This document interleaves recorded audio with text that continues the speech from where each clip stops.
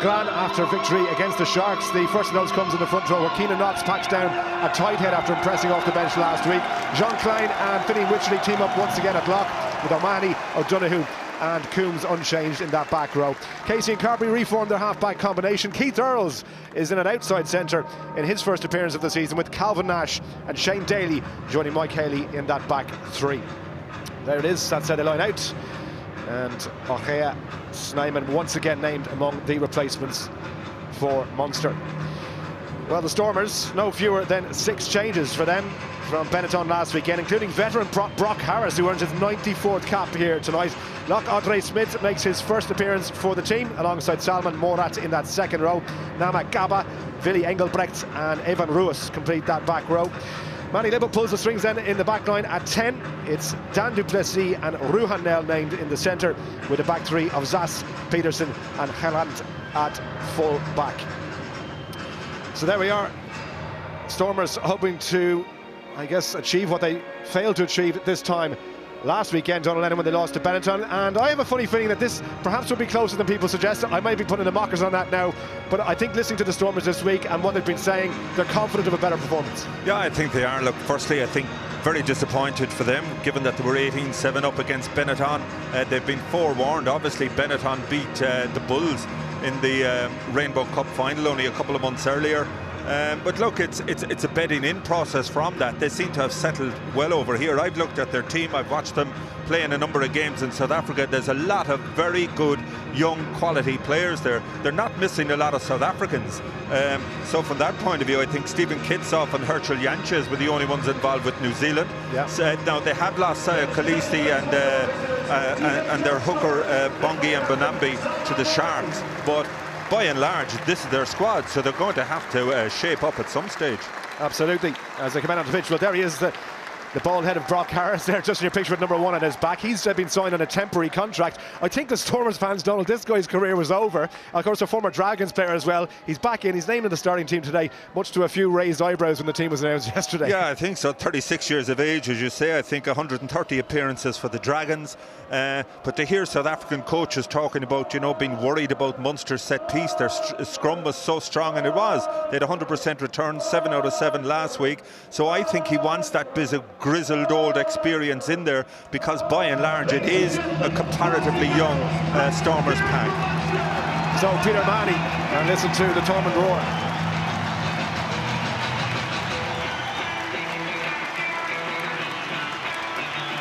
Yeah, atmosphere building nicely all evening here. The music around. I can tell you that Dave Kilcoyne was responsible for the pre-match music playlist in the stadium. I didn't know he was a Joe Dolan fan, but there you go. Good-looking woman ringing around Thomond Park as Dave Kilcoyne was warming up, so we have him to thank for that. But Munster, you know, I'm particularly looking forward to see what Shane Daly, I know him well as a core con man as well, and Calvin Nash has apparently been training very well in pre-season, getting his chance. Yeah, I mean, they're two really good young players. Shane Daly got capped in the last season, and Calvin Nash is somebody right out of school, was always held in very high regard. But you heard Jerry Flannery in the build-up to this. The quality Munster have available to them in the back three is phenomenal. So therefore, every time these young players get their chance, they have to really grasp it, make a statement, make Johan van Gran go away from the game thinking about them. Let's see if they can manage to do just that then. Andrew Bracer, the referee, Oisin Quinn and Dan Carson, his assistant today. Our television match official is Andrew McMenemy from Scotland, and we are underway. First touch for the 2-try. Gavin Coombs from last weekend, 14 carries against the Sharks, 2 tries to his name, picking up from where he left off last season. Let's see what effect he can make today as Wycherley carries it into contact. Should be there for Casey, man of the match last weekend, popped up with a try as well, had a hand in several. A lot of the good attacking play that Munster produced last weekend, he was responsible for that sort of back kick. Yeah, good kick, but you know, the guy who stands out, looks so composed there off the kick-off, Gavin Coombs, you know, just nonchalantly standing under that kick with half of South Africa running on top of him. He just exudes confidence, and that spreads in players. You know, breakthrough season last year, he's really started this season well. First throw from Ntubeni, and Stormers win the line out. Back with the hooker. Trying to get the backs going. Beautiful break straight through the centre there from Dan du Plessis. Where was the tackle? There for Unger. bright start by the Stormers, but non-existent defence in that midfield. Can they take advantage from here? They had a decent start against Benetton last weekend. Ruhan Nell back inside, tackled by Carberry. Ungerer. That was a pretty poor pass, but it's worked out okay. Twisting out of contact is Evan Ruiz. He made 12 carries against Benetton in Treviso last weekend. And another who started the game pretty well. Can the Stormers score from here? Fruscia.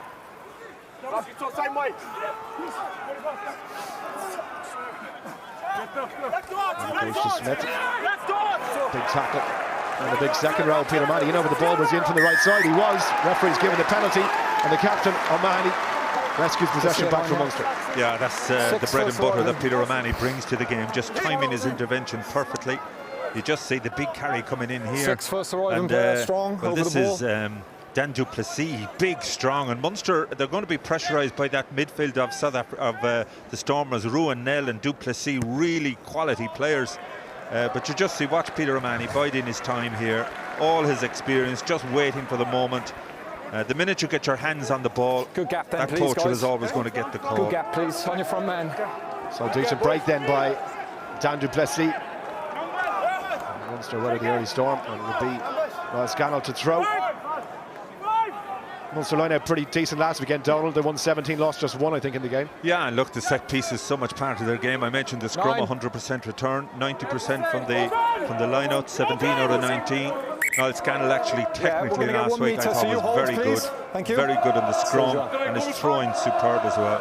Work rate is brilliant as well. He's absolutely everywhere on the pitch for Munster. And he takes that ball from Jean Klein. It did go backwards, but Coombs couldn't hold on to it. Okay, definite knock on there. First and second. And we saw, I guess Murray Kinsella pointed out pre-match, Donald, like the pressure that the Stormers tried to put on the Treviso. A lot of that is blitz defence, and you saw an example over there, getting up very quickly. And yeah, absolutely. I mean, your peripheral vision, you see all these blue jerseys just sprinting up, but Munster, that's a lack of concentration. The spill from Niall Scannell first, and then Kevin Coombs having spoken so really slow, guys. confidently about him just taking his eye off the ball. But the scrum is an area I think that Stormers were concerned about really coming into this game, and a big opportunity tonight for Cianan Knox. There you see him, number 3. He's from the Cape area, came over to Ireland as an 18-year-old, so a big opportunity to play for him tonight. You look at Stephen Archer, John Ryan, they're the old grizzled props at tight head. Munster looking for the younger player to come through there, so Knox, big opportunity. Of course, with the injury to Roman Talanoa as well, don't forget about him, but he's going to make his way back from that. It's Cianan Knox against Brock Harris, the grizzled old veteran. That will be an experience for him tonight, but pretty well to lock out that as the Stormers get a bit of a nudge now.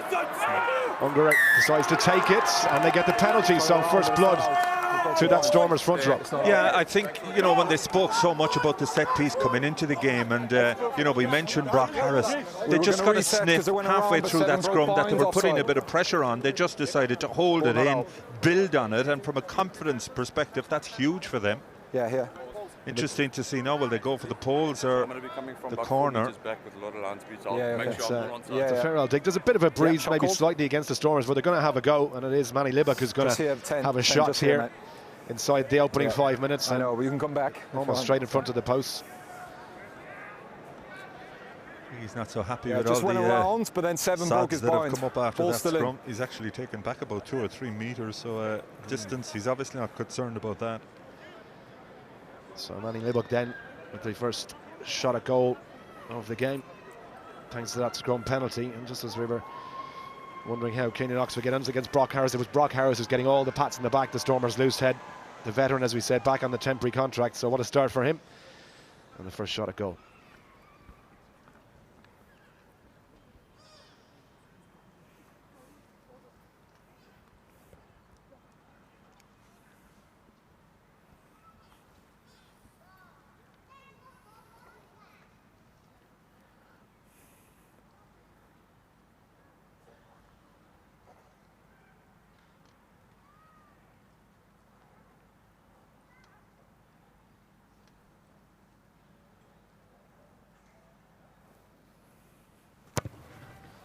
Didn't quite catch that one, and has he got the distance on it? He has the distance all right, but they're not the direction, so the flags stay down. It's a bit of let off for Munster, as I say, and Joey Carberry finds touch. Let's go down to Murray Kinston. Murray, what do you make of the first 5.5 minutes or so? Yeah, not a great start from Munster. Obviously the line-out defence a concern there early on. Stormers going straight down Joey Carberry's channel and getting changed from that. Piero Manny with a big breakdown steal, always an area of strength, but Munster really needs to step things up here. Stormers have started very well. They have indeed, and it's a decent attacking line-out position as well, right in that Munster 22 into Benny. Aiming for Andre Smith, but missing out. Has it broken kindly? It has. Still opportunity there then. Ungerer feeds its open side. Engelbrecht. And it goes to Libbok, who's going to bury the memory of that kick if he can. Gets the ball alive. Manny Libbok again. Can they hang on to the ball? Beautiful hands. Almost got to the fullback who was waiting that for Warwick Gallant. Last feet, Blue. In South Africa, but again, there was two clear in the corner here. The Stormers have started at full tilt. Stay here. Go, Yevan, go! Leave him now free. Needs to just steady the ship a little bit. He's going to find a decent touch. This is a positive start by the South African side, Donald. It is, and you know, we spoke last week about the Sharks. They seem to play within themselves, but you see here again the Stormers looking for width, looking to try and make those inroads in midfield, just managing to not control the ball there. Ruin Nell. But, you know, Murray has highlighted the fact that, you know, they've already targeted Joey Carberry's channel. It was an area of concern last week. I think he missed 6 tackles in the game. So that's obviously something that the Stormers are looking to exploit. I don't think it's the first time we'll see Dan du Plessis going down that channel. Definitely not. No change in that first break of his. That one wasn't the plan for the Stormers. There was no lift there, but it worked out okay. And there for Stefan Ungerer. Harris calling for it. Triple cycle ball taken on by Salman Morat. Already standing on the left-hand side, bar 2 for the Stormers. Munster trying to counter ruck here and put pressure on. They've done a good job of it. Here's Nama Gaba. Back it is to Brock Harris. Into Benny, lovely break by Libbok. Libbok again trying to go around, beautiful pass on the outside to the fullback. Halland is over, did he get it down? I think he did. It's a try, and it's a brilliantly worked try, and it has stunned Thomond Park into silence. Well, you have to say it's been coming again. It's brilliant play from the Stormers out of the tackle, getting their hands in behind.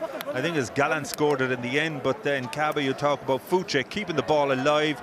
Look at that into Benny, and I know the Libbok only joined the Stormers a couple of months ago, but they're speaking very highly of him. And Gallant at full back, he's somebody that South Africa are watching very closely. Many think he could well be the successor to Willie Leroux. What a start for them. But keeping the ball alive in the tackle. Strong man, Gallant. Just see the smiles, and there's no question about it. Stormers have come to play. Yeah, Manny Libbok, I watched a good bit of him about 4 or 5 years ago in the Under-20s World Championship for South Africa. He was a junior Springbok, and again, a huge amount of potential and a lot thought of him. But he's a live wire at 10, and he likes to get that back line going. So far, he's done a pretty good job.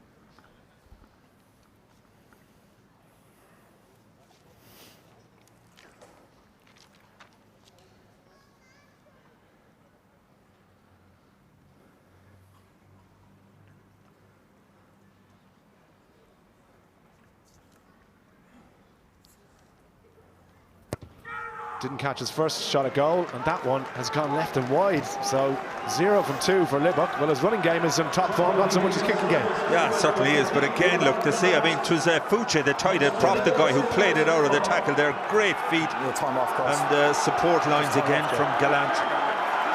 But the Stormers have served notice.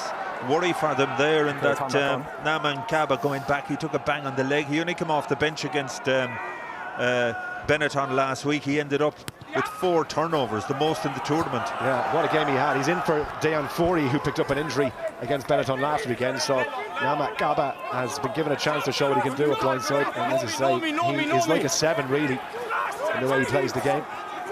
Very quick. Well, it's something to South Africans. The 7 is the 6, if you know what I mean. Yeah, because Scott Berger was always a 7 with 6 on his back. The big man wears 7 in South African back row, so it's maybe a bit off-putting. Yeah, exactly. So therefore, Stefan Ungerer. Take him back. Stop in front. Stop. Plenty of height on this one. So we're down just over the halfway line. Haley's waiting for it. Haley, a decent pass. Had a bit of room there, Casey. There's Keenan Knox. Lost the ball though, and he's coughed it straight back up. Advantage To Evan Lewis for the Stormers. For Shea. Hey, look. Look at how comfortable they are with ball in hand and just moving at any opportunity here. There's Lyle and Zass taken into contact. He's pretty well tackled by Nash. That's a desperate pass though. This has gone. No advantage coming. Very comfortable ball in hand at the moment. It's great to see, Donald. Yeah, they certainly are. Although there's Andre Smith, he's come down from Greekland West, and I tell you, the Griquas up in Kimberley is the diamond country. They're hard nuggets up there. I think he's made to smash rucks, not pass the ball. He's a big lump of a second row. Certainly is. 9. So 9. Don't come shouting at me, please. To try and touch. Okay.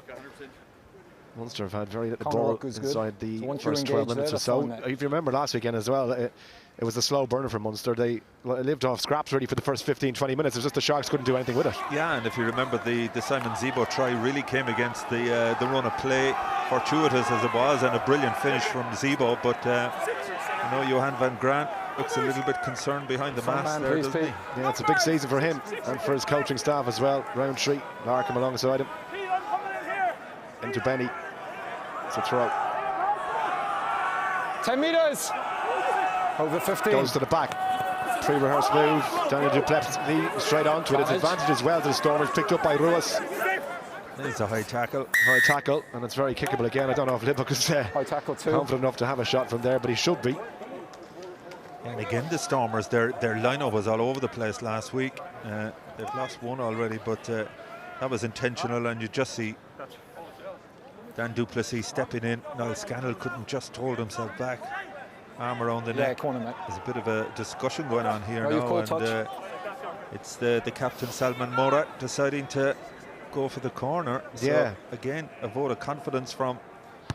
They feel something. Not a great kick now from Limbach. No, and actually Donald Limbach, after the call we made, he then pointed to the sticks and referee.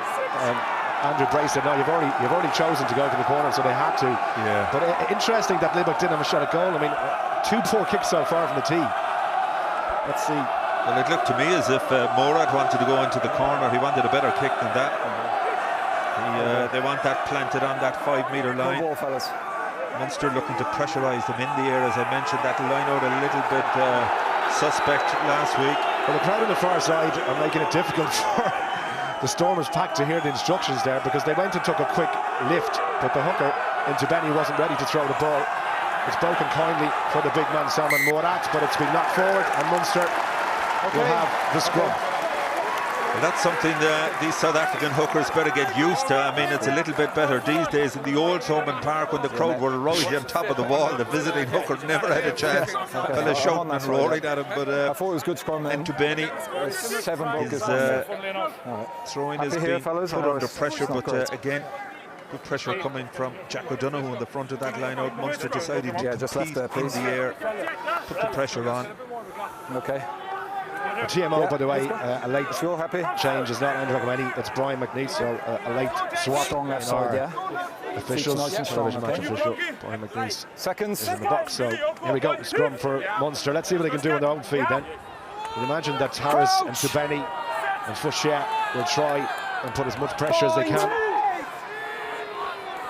Set.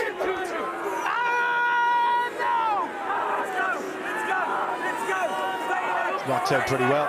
And steady enough. Off goes Coombs. Straight over Libbok. Complete mismatch in size there. Wait on. Take him back. Back in. Just over halfway line. And take from Peterson. Then goes Nigel Blex. Won the ball. Kilcoyne and O'Malley have their hands on that ball. They do. And they've managed to steal yet another one. And so then he just told to get out of the offside position. There for Casey, and Munster have the ball. What can they do with it? Taken by Jean Klein. Joey Carberry with a step, beautiful step, back inside. I think to O'Donoghue, it is O'Donoghue. Scannell. Inside the 22. Is that going to go too far? It is. Goal on. Yeah, and this is one of the amended laws now with the Stormers touching down but in their in-goal area. It's not a dropout from the goal line. I had all my notes done last week, Hugh, on all the new rules, the 50-22, the goal line dropouts. There was none of them in the match. No, we haven't seen too much at all, really, of the new rules raising their head, have we? No, we haven't, but this is actually the first time involving Munster. The crowd, I don't know why they might be aware of why he's dropping out from the goal line. Well, it's just over halfway, and here is Carby. Little skip and step from him last time. There's a switch with Scannell. Offload to Keenan Knox. Straight into Mordax and puts him down. Casey goes left. Earls with quick hands. Finds Kilcoyne back on his feet. Bashing his way over Johan Fauché. Earls again trying to get the hands free. Push back, push. Niall Scannell.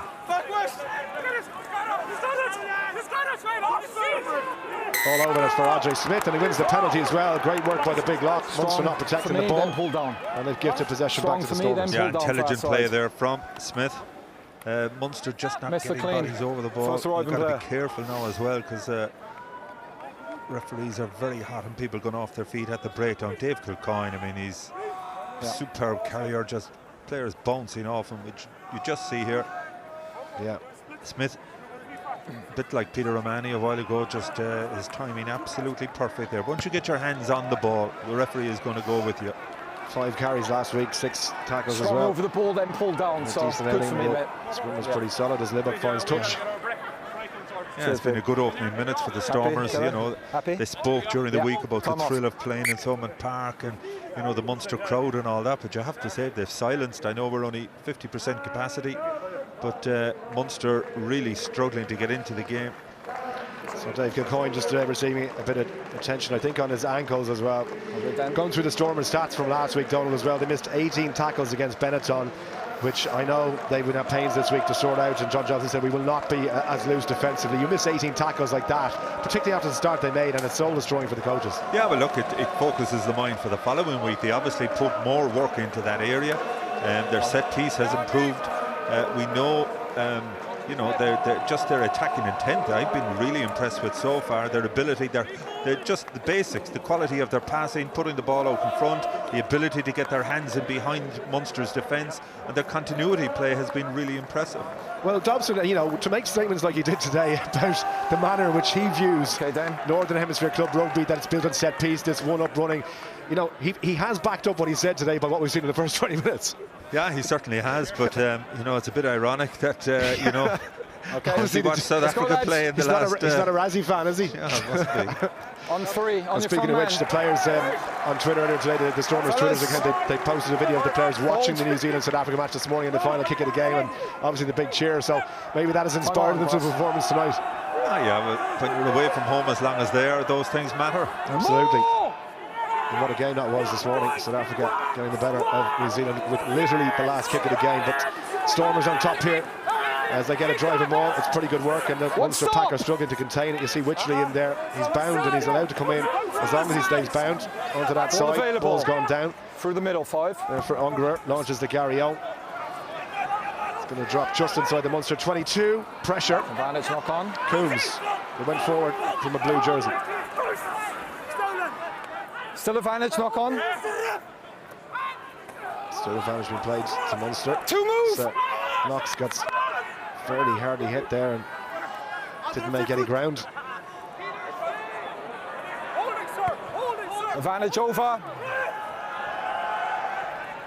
Casey with the box kick. Advantage over. It'll be a line out to the Stormers. Come off. Yeah, but again, it's Munster just scrambling to try and clear their lines. They barely got into the Stormers second half, and Stormers set piece we mentioned, but now they're maul. I mean, they're adding little bits. The box goes through and you clamp. Can I have okay. Yeah, but it just ends now. Okay, otherwise it's going to be a penalty. Can I line on him? Sorry. No, do not clamp. Okay, no worries. Get a second. Yeah, just. Yeah, it's an easy fix. The captain just looking for clarification on that, but I've got the message, Pete. The Stormers can take so much out of this opening 20 minutes. There you go. Just one penalty conceded by the Stormers so far. So they've made good on their promise to up their disciplinary efforts. Munster with 4 conceded in 20 minutes. 10. Into Benny. Straight down the middle. Taken by Gaba. On goes Ruiz. Back on his feet. Tackled by Coombs. Release now. And there for Ungar. Libuk. Back inside it goes to Salman Morat. Good hands there by Fashia, just to keep hold of that one.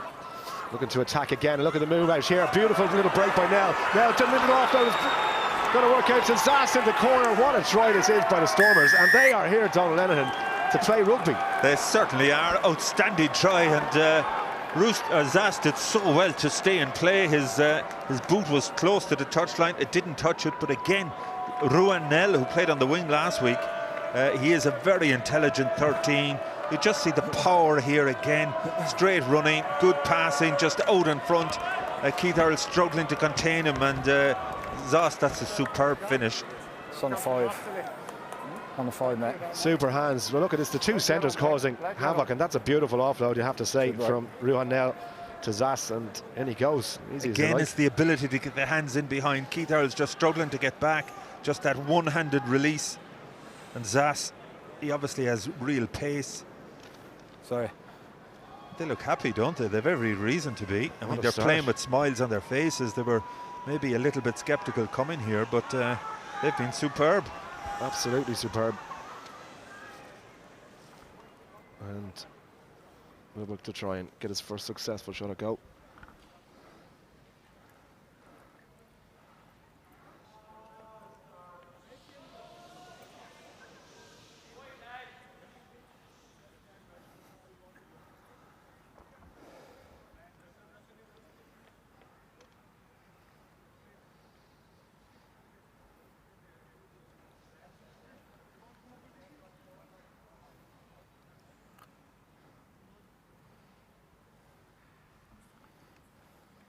Took a long time over that one. Started it just on the inside. That's a really good kick from the corner. That'll bring his confidence back up. Well, I say his confidence back up. It's just from the tee because everything else has been flawless for him. Yeah, he's had a really good opener here. Brilliant kick. But, you know, I did mention Ruan Nell and Dan Duplessis in the centres. Real power, pace. And we've seen it right from the outset of the game. They're causing Munster big problems. Yeah. So, what a strong start by the Stormers. Can they keep it going, though? Yeah, but a poor restart there now from Joey Carberry. Straight into touch again, putting the pressure back on Munster. They're going to have to defend off this scrum. Perfect position, bang on the halfway line. Options right and left, and given the way this team are running, they'll relish this opportunity. Poor mistake from Joey Carberry. Right back in the centre of the pitch as well. And keep an eye on 12 Dan Duplessis and 13 Ruan Nell, where they're lining up with a split back line here. We've got Duplessis on the left. Yeah, inside. We've got Ruan. The big boys are on the centres, aren't they? They certainly are. And Gallant, as I mentioned, a full back. He's big, strong, powerful as well. Zass staying very wide here. Carver just keeping an eye on him. He's right on the touchline. He's almost actually over the touchline here on this near side. Bottom right of the screen, you can see there. There's the feed from Ungar at the back with Ruiz standing to the right hand side now. That's where they go. Ungar going to keep the ball in hand. Here's Libok outside to the fullback Galant. Lovely switch back inside. Beautiful hands as well from Peterson. Look at this. Ruiz trying to break the tackle. Does break the tackle and still going. What a break. Brilliant rugby to watch. The Stormers absolutely flying, looking for their third try here, and they have penalty advantage. Salman Moratz, 5 metres from the Munster line. There for Ungar again, queuing up on the right hand side. Can they get the hands free? They can. Wide it goes. Little step. Duplessis goes down. Out it goes. Libuk looking for numbers here. With a short pop pass to the fullback. Galant hangs on to it. Gets the pass away into Benny. They are not dying with that ball. They're keeping it alive. Here's the big man, Brock Harris again. Another carry from him. Munster defence being pulled left and right here. Morat's almost off the line. Last feet. I think it's with Ruiz this time. Where's that ball though? Release now. Still on the ground. Stormers trying to recycle, told to leave it. Another pick and go, another drive for the line. This is Andre Smith. Short and release. Just short, told to let go. Munster come through with Kilcoyne with his hands on the ball. Short again, this time from Willy Engelbrecht. Ungara out to Libok. Libok trying to use his pace. Libok for the line and gets it down. It's a third try, and there is one team playing rugby, and it is the Stormers. Well, that's incredible passage of rugby by the Stormers, and those who question what these South African teams are going to bring to this tournament. You're getting a view of it now. I mean, right off the scrum, again here, just with Gallant again coming in from fullback. Look at the pass, look at the offload there. Peterson keeping it alive. Ruas has been superb. This guy apparently is a springbok and waiting, the number 8, keeps the ball alive, and then just a succession of drives towards the line. And Libok, it looks a bit short to me, but referee, I don't know, is he going upstairs? But if I was Libok, I'd just drop kick that ball out. I think he's been asked to hold it up. I think he was short, you know. So I think he's told. Stand by, Andy. We're trying to get the best angle. Yeah, but regardless, just look here. That looks a try. I think the front half of the ball is on the line. Is it? From that angle, anyway. Mate, this is a better angle. This is a much better angle. Downward pressure there.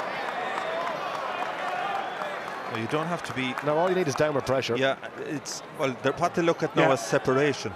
Control isn't the key part.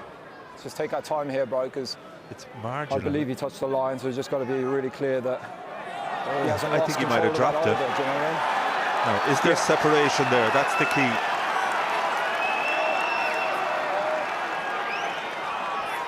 So, Andy, we're just going to check that last one again. Yeah, this is our best angle. Because the other thing we need to ask there, boy, is whether he's lost control as the Munster captain's got his arm underneath.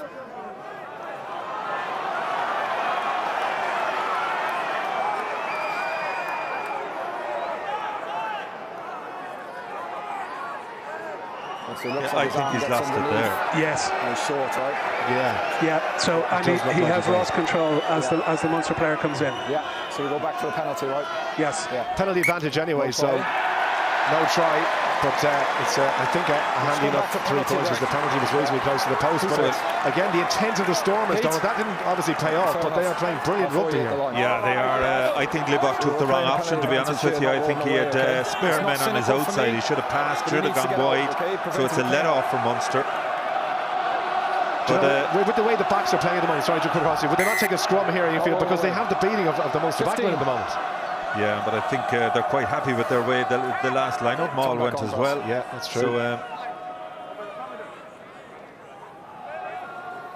So Libok finds touch. Dangerous position. Yeah, provided there's no ruck formed. It shows the confidence of them not to take and spread push that lead out to 15 points. Libok doesn't give, he doesn't sort of exude confidence from a place-kicking perspective. No, he got that brilliant conversion only a minute ago, so you would have thought they would have gone for the points. But look, the end may well just justify the means. We're about to find out. 25 minutes has gone like 5 minutes. It's been an entertaining game. Not if you're a Munster fan, obviously, but it's been brilliant rugby so far by the visitors here. The Stormers corresponding Western Province, and it's at the back with Mtubeni. Ruas is calling for it out there. Ungara has to dig one out, a little bit slower perhaps than he would have wanted. Here's Ruas with 2 red jerseys in front of him. Gavin Coombs and Dave Kilcoyne. They won't shy off in the tackle duties, and that's a brilliant turnover. Ball is there, low, back. Well, you just wonder in Stormers now, that decision to go for the corner in hindsight, was it the right one? Not on the basis of what we've just seen, but Munster trying to clear from their 22 here, relieve a bit of pressure and get their hands on that ball. They haven't seen any ball hurting. Well, they've been scrambling really for the whole 26 minutes that we've played, and that's a consequence of the pressure that the Stormers, the relentless pressure. You just hear Roos, he went to place the ball, lost control of it, it broke out, and Jack O'Donoghue. But look at Roos again, the power in the carry. It took 2 or 3 Munster players to hold him up. He just lost control at the vital time.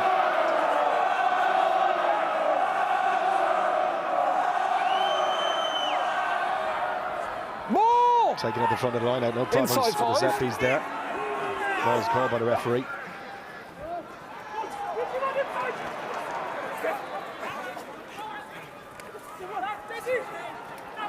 gone forward, slipped forward. Yeah, and then the second's off the head, so... Yeah, he's fine.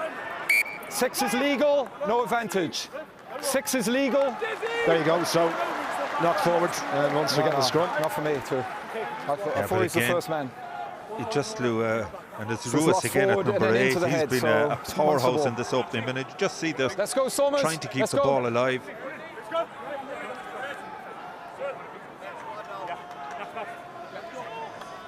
To put into context, in the Currie Cup, the Stormers were kind of third, fourth with the Lions. I mean, the Sharks and the Bulls way ahead of them. So, you know, I think, you know, as I mentioned last week, it's going to take a while for these teams to bed in. There's also talk now, of course, in December that our sides may not be able to travel to South Africa. They're still on the red zone. So, you know, Munster from a position where they were going to have to play the Bulls and the Lions in Johannesburg and Pretoria, they now be playing them in Italy. That's a totally different story from it's a huge competitive disadvantage to the South African sides unless something changes on the COVID front. And again, it's going to extend the period of time that they'd be away from home. Yeah, exactly. And it just feeds into everything. And the longer that goes on as well, it has its own effect. I was listening to the Springbok players this week saying that mentally they have found the last 3 weeks of the Rugby Championship so tough because they've been in camp effectively since the Lions tour. Absolutely, and they were locked up in a bubble right throughout that as well. So look, it's been massively demanding. I think these South African players, and you know, that's why they have gone to massive lengths. They want to be in Northern Hemisphere rugby. The timing hasn't been great because of the pandemic, but you know, we're getting a glimpse of what they can bring to this tournament tonight. Absolutely. Set. Feed from Casey. Again, pressure coming out of Munster front row. Scrum going backwards. They managed to get it away though. Here's Keith Earls. I think it's his first touch of the ball. He's up to kick it. Has it gone out in the full? I think it has. Has it gone out in the full? It has. The linesman's flag is up, so another unforced error, and it brings play all the way back down to just inside the 22. Well, he looks inside there. Unless it was carried back in from the earlier. I think that's what it is, to be fair. It was passed back in, but again, that's a serious error. All of these errors are, you know, the consequence of pressure. Fellas. Respect. Use on the line for me. Thank you. Munster, respect the gap. Let's see what they manage from here. They've got another long one. Worked out brilliantly. Nice throw by into Benny. Unger feeds inside the Munster 22 once again. Advantage. Looking for more points. Penalty advantage again. Munster gone off their feet, and Tubeni takes it into contact. It's a handy 3 points right in front of the post. Manny Lubbock trying to have a free shot here. Again, it's the fullback Gelant who takes it. No bandage coming for the penalty. Surely they take the 3 points here. Well, they have to. They left Munster off the hook the last time. You've got to turn pressure into points, especially playing away from home. And this has to be an easy decision, surely, for Murat, the captain. Yeah, but interesting. It looks as if is it Gelant is going to take the kick as opposed to Libak. Yeah, it looks like it. All right. Yeah, I did. Even though he got that brilliant touchline conversion, he just didn't look comfortable, did he? No, not at all. And some days when when the boots aren't on, that's just the way it goes. And you're better off maybe handing it over. Lucky to have a second goal kicking option in Vorik Gelant. Yeah, they are. But look at the penalty count at the moment. It's Munster concede 5 penalties in half an hour. The Stormers just 1. Well, it's a nice one for your first shot at goal in the game. Should be a formality. It is. Flags go up. So 15 points to 0. And if you're just tuning in and wondering what's going on, the Stormers are full value for their lead, though. No question about it. They've dominated the game. Their set piece has been strong. Their ability to put the ball wide, to play out of the tackle.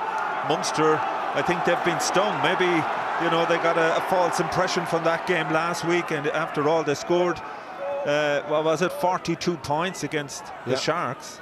6 tries, 42 points, and one-way traffic really for large parts of it, but this is Stop 7. Been an altogether different story. A kick from Ruhan now down towards Haley, looking to return the favour here. Puts one up. He's going to chase this kick as well. That's a really good kick and a lovely chase. Was he tackled in the air? It's broken kindly for Scannell. Wycherley, Munster's first real attacking platform of any note here. On they go, this time from Daly. Big tackle on John Klein, who's picked up like a rag doll and tossed outside the 22 by Salman Morat. Here's Kilcoyne. Tackled by Brock Harris. Casey again. Carberry opted to switch down the left-hand side, but he's running into a wall of blue jerseys. Casey. Klein. Wait. Wycherley. Tackled by Namat Gaba. Carberry again. Kilcoyne.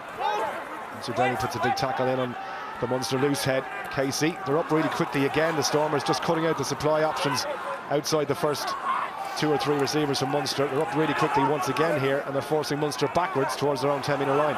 Ball's gone loose. Who's got a hand on it? I think Casey did just enough. No knock on anyone? Earls. That's a foot for me. Earls Scannell. Again, Harris is told to roll away, and he does so. Keith Earls fancies the pick, but he runs straight into Willy Engelbrecht. Off now. Use it. Klein. Clear out from Keenan Knox. Carried by Coombs. Munster not really getting any forward momentum here. It's just side to side. They haven't really gone anywhere past the 10-metre line in the last 7 or 8 phases of possession. So it's possession, but it's not going forward ball at the moment. Well, it's an impregnable blue wall from the Stormers. Their tackling has been incredible. Not afraid to shoot out. Yeah, shooting again, but that creates this kind of space, and they get that ball out wide they can. And here is Shane Daly. Daly back inside. Earls now. Tackled by Ruiz. That was held by Haley. Slips it off to Peter O'Mahony. Lovely break by Daly, and that's the disadvantage if you shoot the line like that. You're leaving yourself around the edges, around the corners where there might be space. Now Munster, can they get something to show for their efforts here? Coombs, tackled by Harris. Penalty Munster. You're okay, he's not. Yeah, well, that's better for Munster, and as you say, the Stormers, you do pay a price if you just get that shooting out of the line. If you get your timing wrong, Munster availing of that, kept the ball alive well. First glimpse of them, of their ability to play out of the tackle. Decision here is a tap and go, a short penalty. Scannell, tap and go. He makes it about 4 metres. As a result, Munster very close now. Coombs got 2 last week. Oh, what a time to do that. It's clearly a 3-man. What a time to do that. Pete. Yeah, just to explain there. Yeah, but you're in contact. 2 guys are in contact with the ball carriers, clearly. Just to explain, only one man can be attached to the ball carrier now. That's one of the tweaks that has been introduced. You just see here, both Peter O'Mahony and John Klein have their hands on the player who pick and drove. Who was it? I think Coombs. Yeah, Gavin Coombs. You have to be, you just don't get away with that. I mean, again, it's a safety issue. What we had seen was building up as all these pick and drives, 5 metres out, 3 and 4 massive forwards with a scrum half or an out half left to try and tackle them. So they're trying to take that out of the game. What a monstrous kick that was. Ball play all the way down to the 10-metre line from well inside the 22. But here, have to have a look at Daly's break again. Nice hands here, Donald. Yeah, much better there from Munster. Shane Daly just getting in behind, looking to keep it alive. Earlsey did really well to keep it going. Yeah. At that stage, just panicked a small bit. But there's been a couple of them. Nell, Gillant, their kicking out of hand is phenomenal. 14 offloads for the Stormers, 2 for Munster so far. Yeah. Brilliant steal by Jean Klein.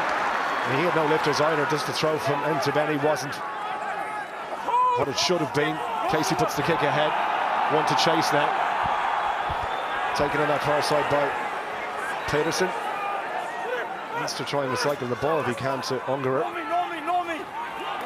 Morats. No, wait on. Back at the Stormers scrum half. Decides enough of that. Let's put a bit of pressure on Munster under the high ball. Coombs comes for it. Knocked it forward. It's not happening at the moment. Gaba tries to get it out to his hooker. We'll go back for the knock on and the scrum. Well, Munster finally beginning to wake up and carrying the game to the Stormers, but again, Gavin Coombs just unable to take that. Eyes on the ball, just lost it. He takes a bang to the head then. Time off. But again, it's a sign of the pressure that the Stormers are putting on. Munster's game is built around the line out. They do so much off that. They've only had one line out in the opening 35 minutes of this game. By way of contrast, because they're under so much pressure to clear their lines, they're having to kick the touch. The Stormers have had 9 lineouts, and they've actually varied their game well off of that. They have. And they've moved it at every opportunity as well. What about Brock Harris, though? He's on his knees getting a bit of attention, Donald. He has been making tackles to beat the band. You'd swear he was 26, not 10 years further on. Yeah, I mean, they brought him in for a reason. I'm not quite sure how long he's going to last, but he's justified the decision of their coach, John Dobson, to select him, and he looks as if he's enjoying himself. I'm quite sure if he played 130 games for the Dragons, he must have get a couple of thumpings here. Absolutely. So he's enjoying his moment. And well, he might as well. And it was a bit of a shame the way he had to leave Rodney Parade, because the fans never got to give him a farewell after so many games for him, because of course it happened during COVID. There was no crowds allowed at Rodney Parade, and they would have liked to give him a proper send-off, the South African, but he is playing absolutely brilliantly with number 1 on his back here. He's going to pack down against Keelan Knox again.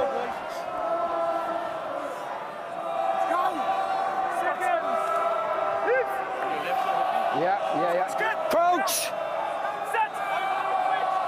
Bind! Set! Use it! Control. Ruiz leaves it for his scrum half. They're going to have a go again. Libbok. There's a missed pass to Harant, who goes wide this time. Took his eye off the ball to try to score. Ryland Zass, unlike him, but he's frustrated with that, you can see. Yeah, but isn't it refreshing to see, you know, they just want to go wide even off set piece. He should have taken that, really. He was under no pressure whatsoever. Yeah, happy. Pass might have been marginally forward as well, but they're going with the scrum anyway. Forward Munster, yeah. Just here, guys. Yeah, I think it was a forward pass before he dropped it. Yeah, here, guys, sorry. Right back, guys, let's go. That's why they're bringing the scrum back 3 or 4 metres. Okay, let's go, Stormers, let's go.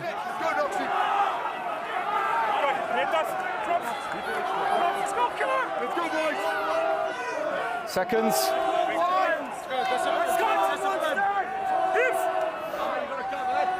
Crouch! Stormers 100% scrum record against Benetton last weekend, and they won 2 penalties from it. They might try a bit of a squeeze here.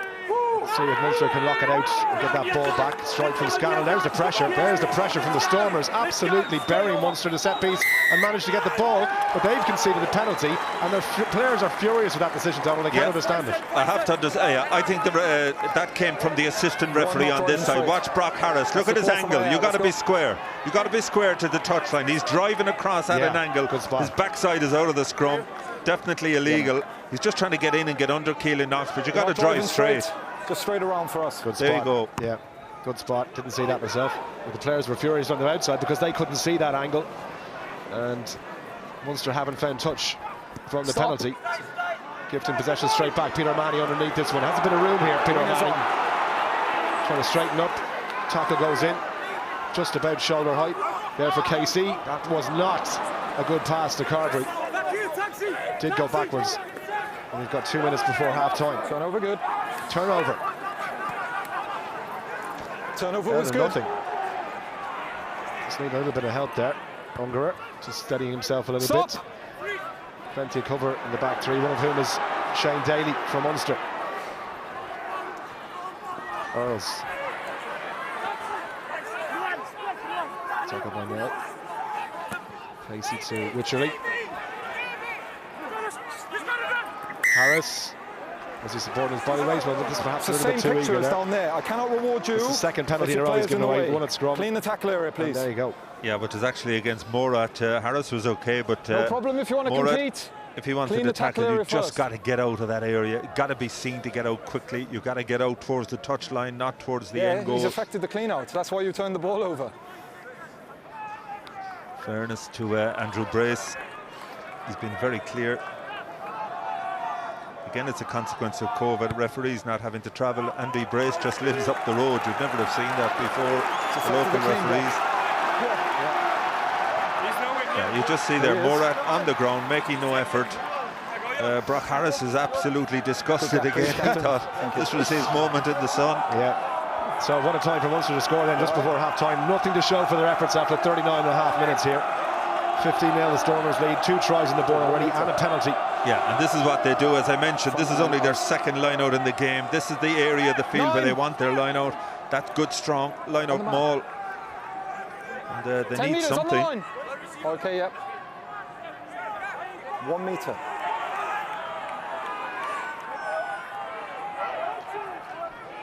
So Scannell then got to hit the target here. John Klein goes up.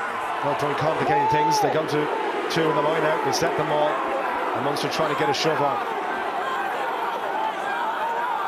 One stop! Don't change one! Still Munster. Casey this time. Looking for options there wide if he has to. Use it! Now he's going to use it. Rory Scannell. Tackled by Libbuck and Blessy. Casey. Still in. Dangerous from these positions with that burst of acceleration and low centre of gravity as well. Here's Keenan Knox going to have a go. One straight into Harris. Still there, Coombs. Onside on the line. Half a metre short. Recycles from Scannell. Were they on the line? Salmon. Murat offside. Advantage played to Munster. So at the very least you'd imagine they leave with 3 points here, but they're looking for 5 and maybe even 7 if they get over here. That ball's down. That's a try. That's on the line. Munster finally have their first try. I think it's Jack O'Donoghue. Yeah, Jack O'Donoghue, smart player, just saw the line in front of him, dived. He got it down before he lost control of it, so I think he's okay. And Munster, they needed that. They had to get something on the board before half-time. It just goes to show, you know, they are lethal once they get into that area, but they just haven't been able to get in there. Very little possession, really. Good patience here initially, and Casey just asking questions as he does. And Jack O'Donoghue, last minute, just watch him here, dots it down on the line. Just making sure. Yeah, no worries with that. No problem with the grounding from there. Just Andrew Brace asking Brian McNeese to confirm that the grounding was okay, but yeah, no issue with that. Joey Carberry slots the extra 2. So Munster, right at the death at the end of the first half, have their first points in the game. It is a Jack O'Donoghue try, but 2 tries earlier on from the Stormers, and then the penalty means it's the visitors here in Thomond Park who lead. It's Munster 7, Stormers 15 at half-time. Second half about to get underway, and to be a fly in both dressing rooms. You'd imagine Johan van Graan not happy at all with his side's first 40 minutes, but the Stormers and John Dobson more of the same, please, Donald Lennon. Yeah, they've been brilliant to watch. I think what Peter Stringer was alluding to in that disallowed try, you don't have to be in control of the ball anymore. They're just not. There can't be separation with the hand. Yeah, I think there was separation in the end, but it was a let-off for Munster one way or the other. It was. First touchdown for Dan du Plessis. Use it! Inside the 22, so Angara finds a touch on that far side of the pitch, just on the Stormers' 10-metre line. Van Graan looking on. As I say, it's a big season for the coaching ticket, you know, with contracts up and all that kind of stuff. It has to be in the back of their minds. It's not something they'll be focused on right now, but just in terms of the overall picture of the season now, if Munster have a good one as Keith Earls tries to get through. Really good tackle in the midfield from Dan du Plessis. Out it goes to Carberry. Rory Scannell. Haley Grubber kicked through, meant for Daly. Came off a defender foot though, and didn't quite work out. Good idea though. Stormers were struggling to get cover in behind if that one had gone through. Here's Knox, tackled by Brock Harris, who've had a right old battle in the scrum. Scannell again. Just a long pass to Haley. Just to stay away from the touchline. Tackled by Benny, who puts in a big hit on the Munster 15. Knox again, back inside to Jean Klein. Brock Harris again with the tackle. Nice little slip back inside from Casey to his full-back. Munster trying to retain possession, but they've lost it. And now Ruiz trying to come away. Needs a bit of help here. Has it eventually on his shoulder. There's a clear out. Was that ball held? Ungerer has to put one down. Should be comfortable enough under the high ball for Tony to take it. Hold there, hold. We've got the scrum half. Galant. Oh, it's a terrible pass. Taylor saying went forward, and then that offload didn't go to plan. It's a bit harem-scarum at the moment, Donald. Yeah, certainly is. I thought that pass from Galant was forward. Didn't matter. The one to Peterson from Peterson was quite poor. But you know, go back to the point that Jerry Flanagan was making. He's absolutely right. Munster, physically, they haven't been at the races. Now they've tried to pick it up a bit. They need to get fellas like John Klein into the game and get him hitting those Stormers carriers and open up. get back into the game. Open up. The first half absolutely flew by, and it's been a lively start to the second as well. Munster upping the tempo. You feel like they have to up the tempo because, as the lads were saying at half-time, they were just second best in most aspects of the game. That one works out kindly for O'Mahony. Casey ball off the top for Carberry. Comes to the midfield. What a tackle again. That blitz defence in the middle. It was a deliberate knock-on though this time, and we might see a yellow card here, Donald. It's dangerous. Yeah, I think it was for interference in the air. It's Murat. That's a big loss. Huge. You know, the discipline in the opening half is so good. Peter O'Mahony soared into the air as he does. I think Murat would just I think it was off the line out. But again, as you mentioned, that was Nell. The way they're coming up in midfield and putting pressure on Munster, they find it difficult to cope with, but goes back to that line out. Yeah, I think Murat must have done something in the line out because he wasn't the player who knocked the ball on there, so something must have happened in the line. No, it was when Peter O'Mahony was lifted in the air, he came in underneath the lifter. You can't do that. Right, gotcha. So 10 minutes in the bin then, and Munster with an attacking line out. This is an ideal start for them in terms of possession and territory for the second half. When they get their second try, they go to the back again. John Klein slips to Coombs. Advantage being played. Carberry takes it to the line, back inside to Daly. Nice pre-rehearsed move. Penalty advantage here now, and it's a very kickable 3 points. We'll make it a one-score game. But Munster have no interest in kicking at the moment. They have possession. And here's Keith Earls. Little grubber kick through. That might break kindly. Where's it going to bounce? Ruiz waiting for it. We'll go back for the penalty. It's not over. What a game of rugby.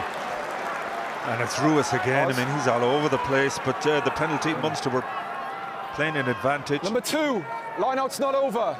You've gone beyond the 15. Line-out's not over. Yeah, you just hear Andy Bray saying that into Benny, who's standing at the back of the line-out, a hooker of course, but he broke the 15. The line-out wasn't over.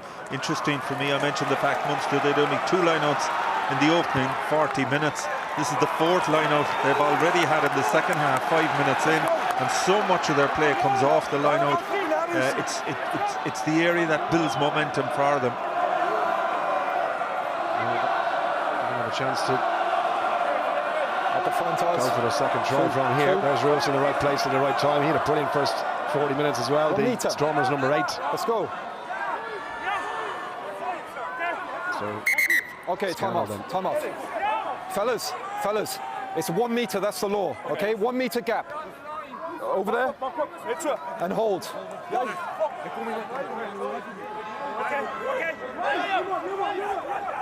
Again, Scannell goes to the back. This time O'Mahony slips it down, soft spot right through the centre of that Mull defence for the Stormers, and onside. Just gone down 2 metres before the line. Use it. At the back with Scannell once again, runs straight into Ntubeni. Benny. Another pick and go. Onside. Getting forward momentum here. They're almost there. Munster fancy their chances at reaching for the line if they can get that ball back. Coombs is there, so too Wycherley. Where's that ball gone? Got to be careful again, not for a 2-man lateral. They have it. That ball down. Short release. Just so short. You can see Manny Libbock's body on top of it. Coombs back on his feet now. Stormers still down to 14, obviously, and 7 in the pack, crucially, but they're trying to defend at the moment. And Munster make them pay here. Where's that ball? It's a try. Reach for the line once again. It's a quick one. I think it's John Klein. It is Klein.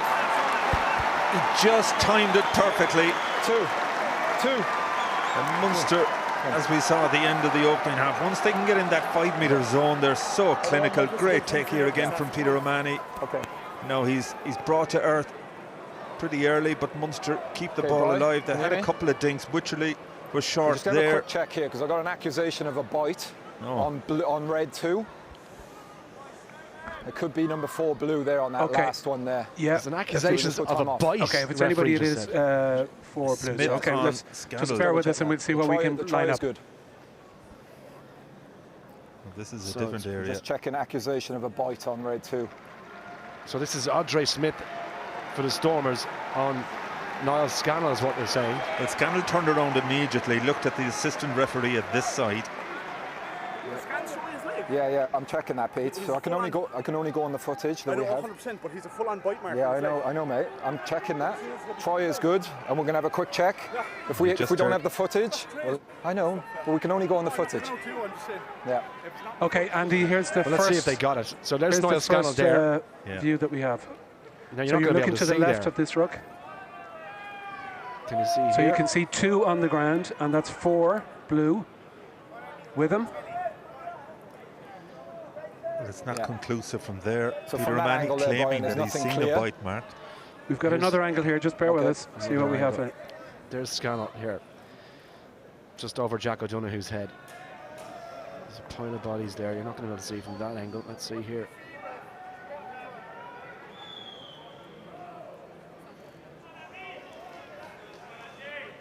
Okay, Andy, there's nothing conclusive from that angle either. Yeah. No, you can't see it. Yeah. If you can't see it, you can't give it. We'll try anyway. Never would.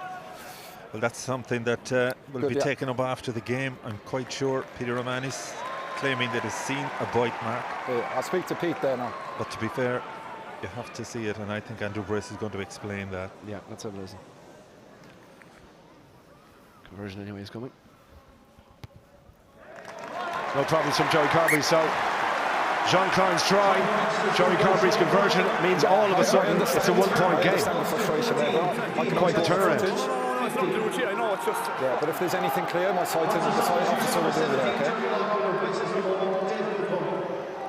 okay? A huge turnaround now, isn't there? And you know, Munster in a period of only 7 minutes play, because that try in the opening half just coming before the break.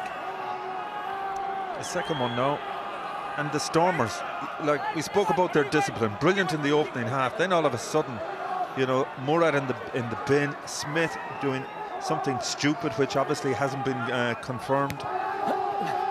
So 1 point the gap now, and Munster right back into this game. Perfect start to the second half. Dave Kilcoyne is off, Jeremy Loughman is in. Loose head. Loads of time left, and you would hope that that's not the case, that there wasn't a bite. Obviously Niall Scannell says what he said, and Peter O'Mahony says there's a bite mark there. They can't prove it from those angles, but you would hope that it's not going to develop into that kind of game anyway. Taken by Calant. Offload was a good one to Zas, and again trying to attack from well inside their own half. Ruhan Nel. Ruas needs a bit of help. Runs straight into O'Mahony. Gets the ground. Good presentation of the ball as well. Back there with Zas, and then Munster get the penalty. Discipline is evaporating for the Stormers. They were poor last week discipline-wise, and they're letting penalty after penalty go here. Well, they're shooting themselves in the foot. That added to the fact that Munster have certainly upped their game. Ruas has been superb, but he's isolated here. Peter O'Mahony doing well to Number 3, straight in the side. You need to L up. And it's Fouché coming in on the side. So line out to Munster then. Joey Carberry having a word with his pack. So Manny Libbok is off and Tim Sweel is in. Interesting call by John Dobson. Take his fly half off so early. Yeah, it is, because I thought Libbok had a really impressive opening half. He got his outside backs into play. His passing was excellent. Tim Sweel is probably a bit more experience. Yeah, I wonder did he do something? I wonder even was the goal kick in there. He was holding his leg a little bit after those first 2 early kicks. But anyway, look, it's a moot point. It's Tim Sweel in, and it's Manny Libbok who's gone off. There for Coombs, and Munster still with possession. They're dominating possession and territory in the second half so far. Coombs, little dummy. Casey.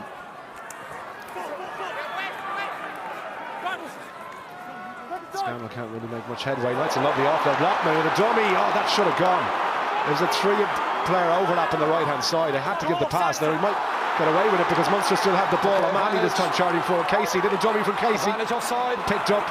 Advantage being played to Munster. Where's that ball? We got back for the penalty. But Lockman, surely that pass had to go, Donald. Yeah, Munster had a huge overlap outside. I'd like to see it again. 22. I feel Lockman should have given the pass, but Munster are transformed. All of a sudden they've momentum. They're getting over the gain line. To get to his feet. He's attempted to get to his feet. you know what's coming here. Lovely offload.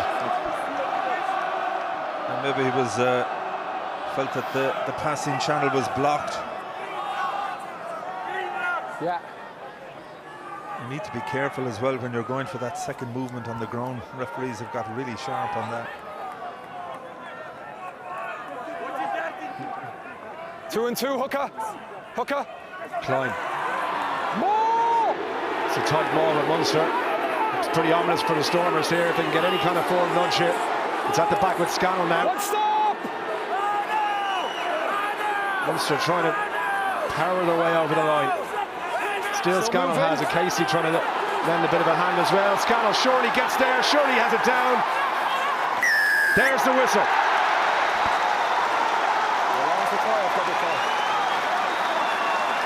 What a turnaround. 3 tries in 11 minutes. But again, it's all that close and stuff. That's what we know Munster are good at. Great control, good win from Klein in the air, good setup.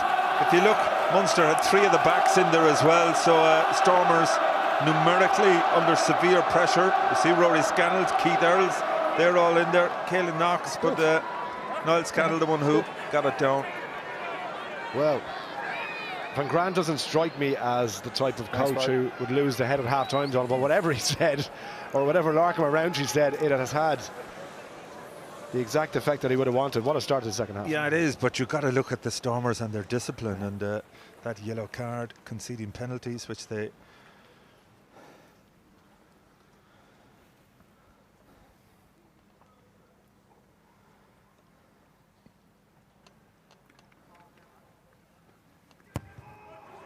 No. So 19-15, 4 points ahead as Niall Scannell adds to the other 2 tries. This one worth another look. Just all about the pack here, and as you said, some of the backs. Yeah, well, look, both centres are in there. Calvin Nash is in there as well. You can see Craig Casey calling him in. Look, there he goes. He was never going out beyond Niall Scannell. Justin, they kept at it. They kept nudging forward inch by inch. And Andrew Brace happy that Niall Scannell got it down in the end, but it's 3 tries, as I said, in 11 minutes, all from 3 or 4 metres out. So what can the Stormers do in response here? And for last week as well, I mean, pretty much the same story. In Benetton, they took the lead and then just took their eye off the gas completely, come back into it.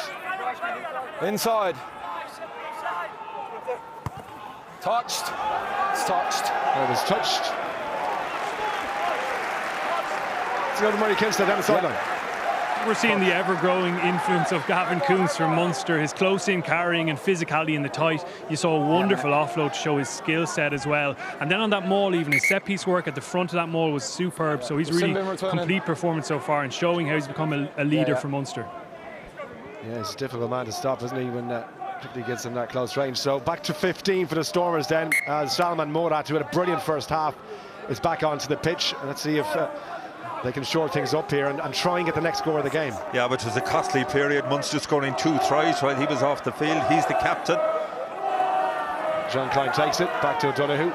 Here's Scannell, Coombs. Tucks the ball up the jersey and leaves it for Casey. Box kick for him. Shane Daly's first to react to it. After Peterson, he can't quite hold it. Joey Carby's picked it up. Look at that, beautiful onto it from Scannell. Couldn't get it out to Lockman. It's gone into touch. And Munster are transformed. Incredible, the crowd getting behind them now. Good challenge in the air from Shane Daly, just that bobbling ball. Time off, 2 players. Well, this is asking different questions now, the Stormers, and you mentioned the fact last week against Benetton, 18-7 up. They ended up losing the game 22-18. They were in a commanding position here. A minute to go to half-time, 15 points ahead.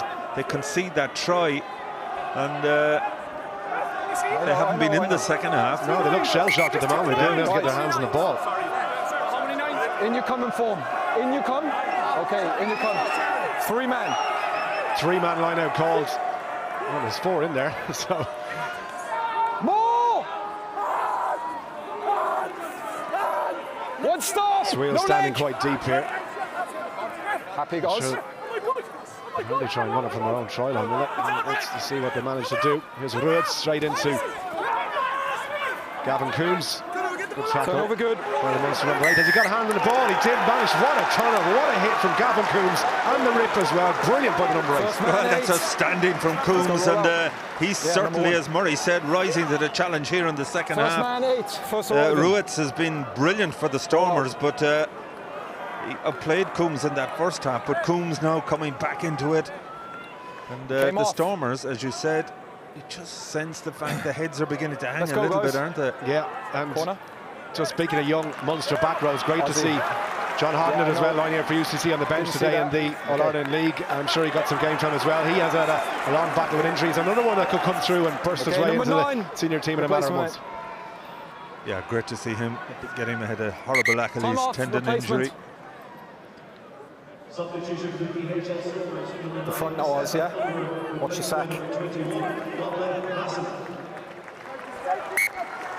Time on. Smassimla in for Unger at scrum half for the Stormers. It's Scannell to throw again. Exact same position where they scored their last try. It's Amani who takes it, round they go. Literally, little slip back. I don't think it's Coombs who has it. Is he over that line? Coombs has the ball, but it's not quite there.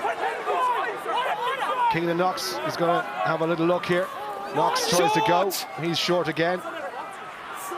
Ball at the back with Munster. They're down and they're in. It's a 4-try bonus point, and it's all really since the second half resumed. This is incredible, really. Again, it's just more of the same. Jack O'Donoghue getting the second try. Not anymore. Peter O'Mahony lording it in the air once again, but Munster shearing off the back, keeping control. It looked as if Gavin Coombs was over there. He was just an inch or two short. Balls at the front, yeah. Knox has a go. No, balls at the front, Captain. Yeah, Jack O'Donoghue just picking again. Just let me explain. That's 2 tries from a yard. I had a good view of it. Okay, the penalty advantage was for sacking the support lifter by you. Okay. No, you can't sack the support lifter. Okay, that's the decision, mate.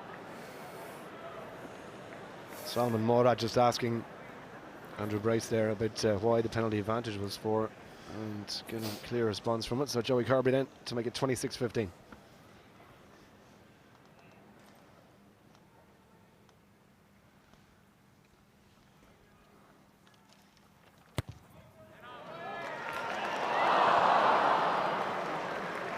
Off the post then. Kicked it well, but just accuracy left him down. You see Jack O'Donoghue again. That's the second little just pick and pop that he's gone for. Do you see the difference with Munster when they get those lineouts close in? As I mentioned, just 2 lineouts in the entire opening half. Never got into the Stormers 22 until that last minute. But this game has been transformed. But you have to say, like, you have to question the character of the Stormers. They show that they can play. Now, is there dog in them? I mean, can they fight their way back? They've been asked questions. But that's a poor decision. Casey just let it bounce, and again, just came off the outside of the boot there. So this is a... Well, you're going to get your answer very quickly, Donald, because this is prime attacking territory here. How much do they want to get back into this game? Number 4. But at least they're back to 15 now at this stage. And but look, Munster. Orges Nyman coming on for Klein. Again, listen to the crowd. They've waited so long to see this guy in the flesh. Feels like he should have entrance music like WWE wrestling. Like he could be a wrestler, as Dave Kilcoyne said. But you look, even the native South Africans are looking at him and saying, "Oh my God." Not this fella. Not exactly what the Stormers had wanted to see. The ball carrier, jumper.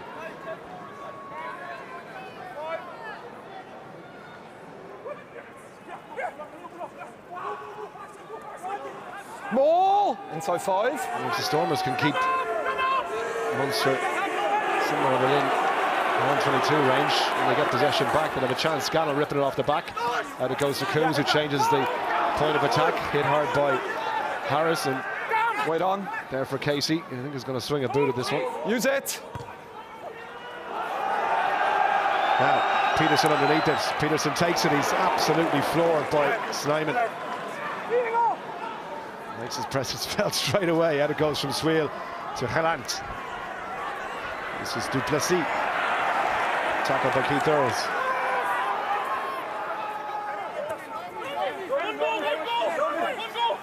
O'Donoghue having to roll away quickly. Use it! Simla.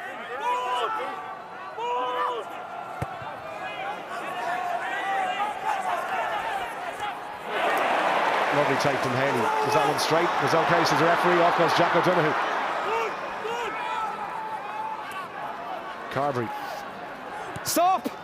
Trying to thread one through. That's not a bad kick. It was in his own half. If it finds touch, it'll be a Munster line out. It's not going to be far away, you know. What a kick that is from Rory Scannell. Or Rory Scannell, I should say. Brilliant. Outstanding from Rory Scannell, and he has an educated left boot. He showed it there. It's pass back. Didn't get a bounce in a similar kick last week. He gets it here. Pass back. Inches between this and the corner flag. And look where it ends up. Oh, they're saying it was passed back over halfway, so it'll be a Stormers line Time out. off, 13. I didn't realise 13. myself. I didn't see that. I thought it was Scannell who kicked it from his own half, the 50-22, which would have applied there. But the referee, I just heard him say it there from the corner. Pass back, the other side of the field. Yeah.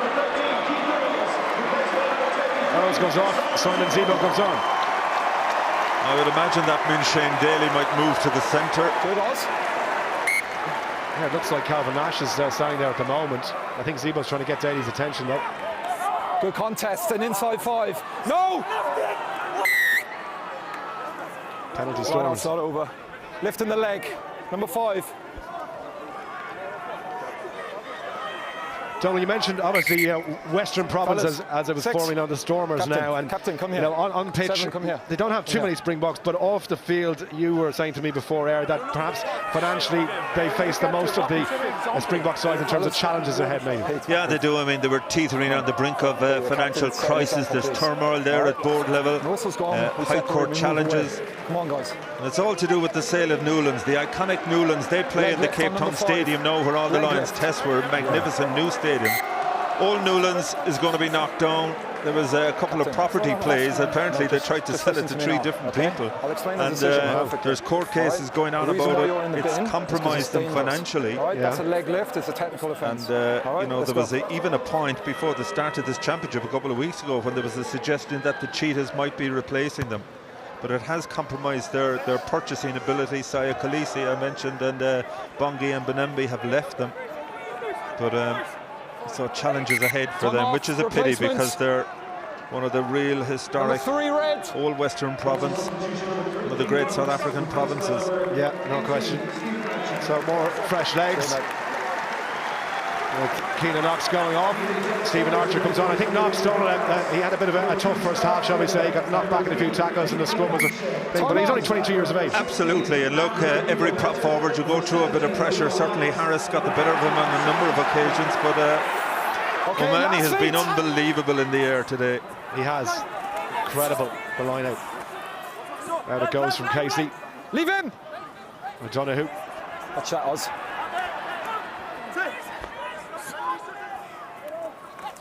Lockman. Only room to go backwards there. He was hit hard in the tackle. Here's Casey. Little show with the ball. He was thinking about the kick through, but didn't get a chance to swing a leg at it. Still there. Scannell. He's dropped it forward. It's advantage now to the Stormers. Okay. We've got just over 18 minutes left to play. Lost forward scrum. 9 points the gap. Yeah, and just I think Craig Casey just hesitated there for a second and was engulfed by a number of South African players, but now Scannell just losing control. So Carberry goes off and Ben Healy comes on. Yeah, big chance for Healy now. 19 minutes left to play. Let's go, guys. Joey Water Carberry, off, a lot of good moments tonight. Sorry. Still getting there. I think he'll be certainly disappointed with 1 or 2 of his place kicks. But Murray from Munster here now with Peter O'Mahony on the ground. Yeah, he's been brilliant again, hasn't he? Looks like he's in a lot of pain there. Any sign of Jack Crowley making a senior appearance? Obviously, he must be third choice now behind. Actually, we'll do pitch side because Murray Kinsella is standing by. Murray. Yeah, we said the first half was very un-Munster-like, but this is pure and utter Munster since half-time. They've kicked better, they've been solid at the set piece, they've put pressure on the Stormers, and they've given up those penalties in response. And typically Munster, they're so efficient in the opposition 22. It's a real hallmark of success in rugby, and Munster at their best are really ruthless in there. So they're really pleased with the performance since half-time. Yeah, it's been a different team. Thanks, Murray. completely in the second half is Peter O'Mahony. Just looked like a knock to the head. He's just stretching his neck, back on his feet. Made it tough stuff, of course, and he won't want to go off at all. Oh, he's played well tonight. Okay. Happy? See what happens here. So he just went onto the ground there. Time back on. And let's go. Yeah, see the left hand there. Personnel, guys, wait for me, please. Yeah. Patience. Let's go, Billy! Let's go, Jesus! The sighting commissioner might be busy after this game. Well, maybe the nails across the face did that, but if it went anywhere near the eye, he could be in big trouble. But Stay on your feet! anyway, Bind! continues. Set! His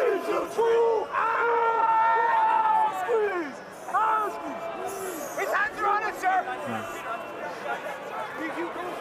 Gross. And it goes to Masimla. Peterson. Tackled by Ben Healy. Still there for the Stormers. Leave him! Leave him! Trying to get something going out wide. The passing has been. They haven't had much ball really. We go back for the penalty. Munster offside. Always under pressure. It's not the crisp, accurate passes of the first half that are sticking in the second half. Well, they're under pressure now. They're on the back foot. Munster defensively coming up strong. Just high. But you go back. It's a high hit on Peterson. Just high. 20, 22. High tackle, yeah.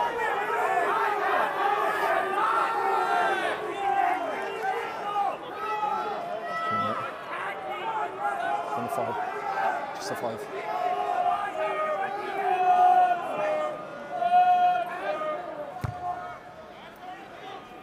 The line from Swale. That's a huge kick. Difficult angle. Munster having to defend now. They haven't done that for at any stage really during the second half. There's a high tackle on. Yeah, on 10. Peterson by Healy.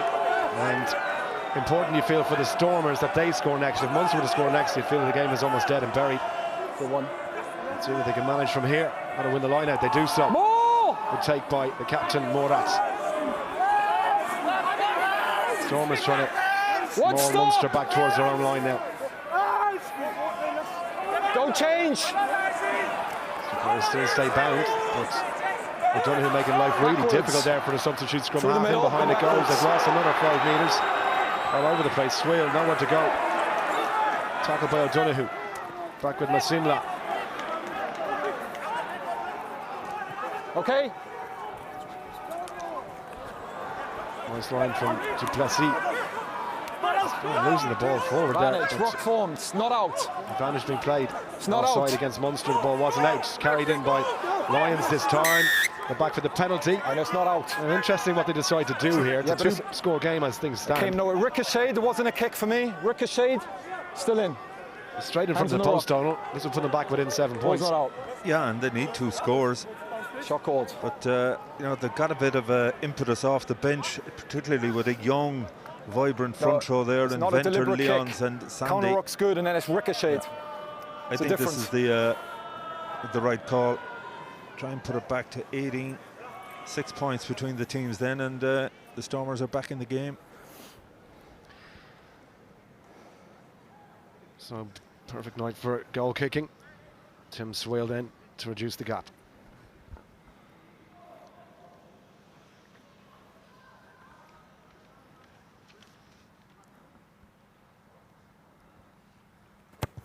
Short run up, clean strike, no worries whatsoever. Back to within a score, 24 points to 18, and Swale with the penalty. 4 and 6. 4 and 6. More fresh legs coming on, 4 and 6 going off, so that's Audrey Smith and Gaba for the Stormers being replaced. Still on, cross. Yeah. Yep.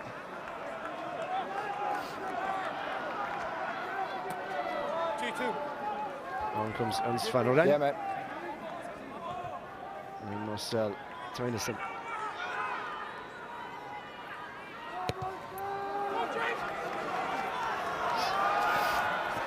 Restart taken by Ruhan now. Outside, brought back in. Brought back in. So they can't go straight out to touch here. Referee's instruction was outside. There's the box kick from Masimla. Pressure now is going to be on here from Haley, who was hitting the air without making any attempt to play the ball. It has to be a penalty. Right in front of the assistant referee here as well. Well, you can see the reaction of the crowd. They didn't like it. Timo will always check in the background, all right? If there's anything clear, we will check. You just see it here. He's off the ground. Yes, we need to review. Okay. Just both players' eyes on the ball. I think both in a position to compete. It's more a rugby collision, I would say. So he mistimes that. From the first view, he's mistimed that and he's just jumped into the space. Yeah. correct. On reflection, more. Correct. probably rugby collision is the right call, Donald. Captain? Yeah, I think so. Players jumped into the space. It's a penalty only. Look worse than regional. I mean, mistimed obviously with Mike Haley going down, then you just think he must have got clattered. But Yeah, but as long as both players are in a position to compete for the ball, which I think, sorry, to be fair, they were. yeah, Jumped into the space. Timing only, penalty only. penalty only. As Haley just looks a little bit winded more than anything else.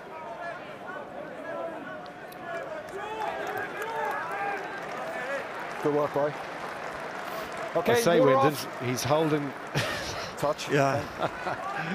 Say no more. Been there. Let's go, guys. Yeah. See Okay, Ben Healy come on. looking around at Peter O'Mahony. Remember last week he wanted to take a kick from 60 metres? Yeah. He kind of looked at him as if to say, can I have Yeah. a go? Yeah. But I think Munster's maul is going so well, there's no way O'Mahony was going to allow that happen. No. Courtney finds touch here now, though. Tight angle. It's gone for every inch out of that. What a kick. That's a super kick. Brilliant kick. You mentioned Andre Hugo Venter, 16, who's just on. He's the son of former Springbok legend Number Andre 12. Venter, the Springbok back row forward. An outstanding player throughout the let's go. 90s. Promising young hooker. A lot to live up to. Captain, discipline. But you see the Stormers under pressure already with Andrew Brazen. They've been warned in terms of their eyes. sacking in the line-out already, so they're under 10. big pressure here. Watch Snyman standing at 2. And goes for the lift. Manny takes it again. There's contact in the air. advantage. Here is Snyman. He carries it, basketball star. Snyman! He's back!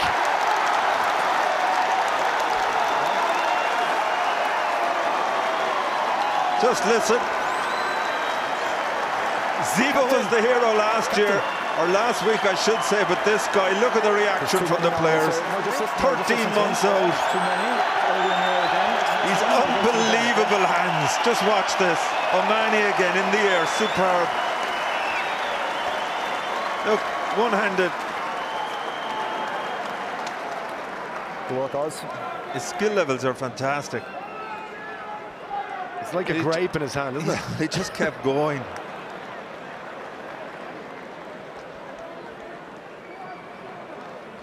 Try and stop that. Thanks, Bright. And I tell you, the Munster forwards, that's 6 tries, all from forwards. There you go.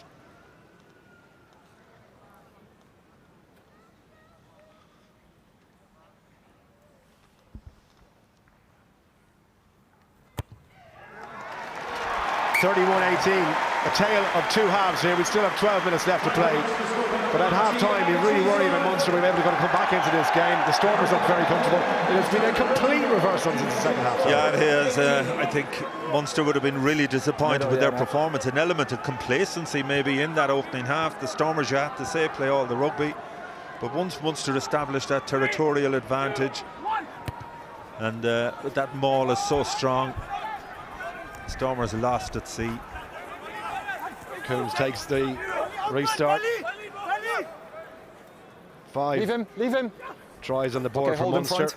I'm going to pick up 10 Stop, points two. unless the Stormers can produce something in the next 10 minutes or so to come back. They need a score and they need one quickly.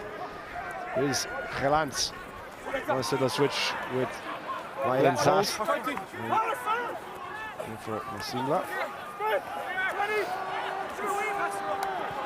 There it goes. Stop, With the full back. 9! In for Pretorius to chase this one. Haley's there. Oh, that's coolness personified. So reliable at full back.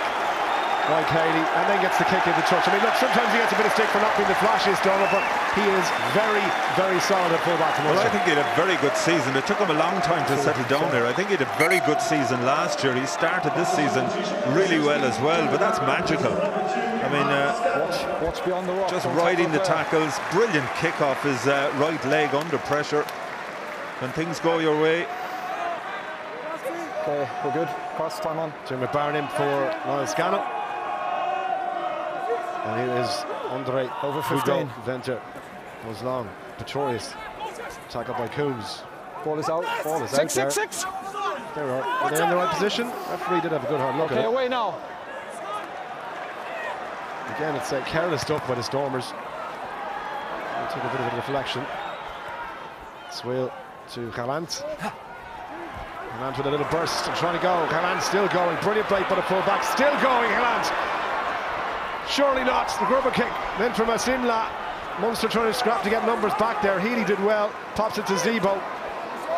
There for Barron. First touch for him. He's just on the pitch.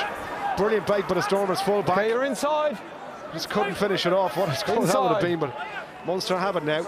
Well, Masimla, he overran Gallant and he had no choice but to put the kick in.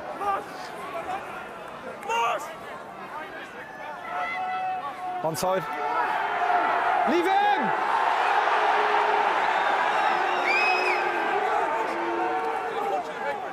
Just double check that, boy. There's a push on, yeah. Okay. Just come here. Yeah. Touch on this near side. Okay. This was another look, Donald. This is brilliant. Penalise you. Yeah, it is, and this guy is a class act. I mentioned highly rated in South Africa. Just a very strong upper body. Looks to keep it alive, but the support overran him. He was looking for someone to pass it off to. Bit of afters here between the two packs. So Casey goes off and Rowan Osborne comes in. 6. Both captains. 5. I think that's Edwin Bar Jack O'Sullivan, isn't it, on the pitch? Come here. It's just getting narky now, isn't it? Guys, I'm not going to keep stopping the game. The next person who gets involved off the ball, they're going to leave the field. Is that clear? Is that clear? Get the message across now. You'll leave the field.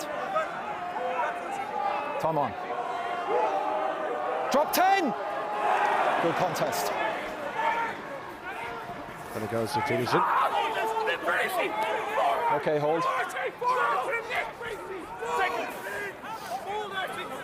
Knockman makes the tackle. It's Bruce, who hasn't had quite the second half that he did the first, but onto it comes Masimla. Back with the number 8. Here's the pass away to Ernst van Orijn. And Munster up the penalty. Tackling a player, I've just spoken to you. Jack, okay. Have you finished? I'm going to make this really clear. I will reverse the penalty if you keep gesticulating and running. Jack O'Donoghue should know better. Okay? Than to do Absolutely. We have a team. No if they business check going it, off the referee. if there's anything clear and Well, obvious, Munster are in complete and utter control here. They have the penalty, so just move away. That's it now, Pete.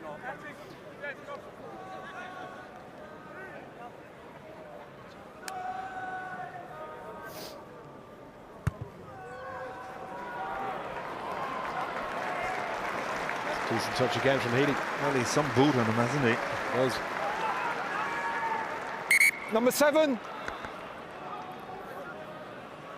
Time off.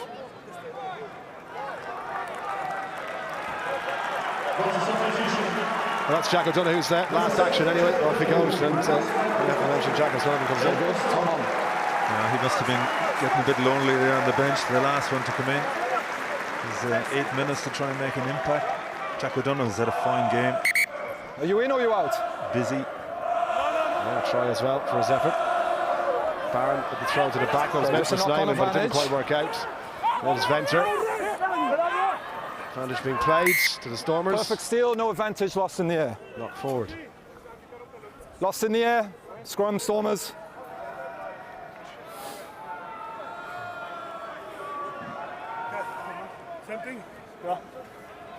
Just again, it just drifted away from him, really. You're outside, guys, you're outside. Promising young hooker in the Munster Academy. In with Gary Owen. Okay, let's go. Let's go, boys. Go. Hips. Seconds. Let's go, Sauce. You just see the Stormers, they just don't know what hit him in the second half, really. Bind. Set.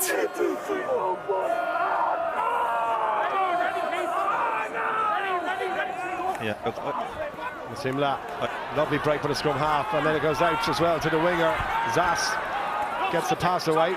This is much better by the Stormers. This is what they did in the first half. Tyneson. First man. First man. It's gone in. Simla did well to react. Here's Venter. Venter presenting it for his scrum half. We need to score here. The Stormers did a break from Pretorius, though. No room. No, you're driving. That's the first tackle attempt. Out it goes to Sazi Sandy. Sweel. Grant absolutely floored in the tackle by O'Hare. Snyman. Last feet. Pushed on.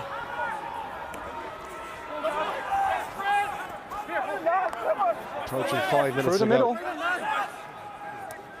Still a 2-score game. Stormers need something. Harand with a switch. Tim Sweel wasn't on the wavelength, and that has gone Through the middle. forward. Through the middle. Counter work.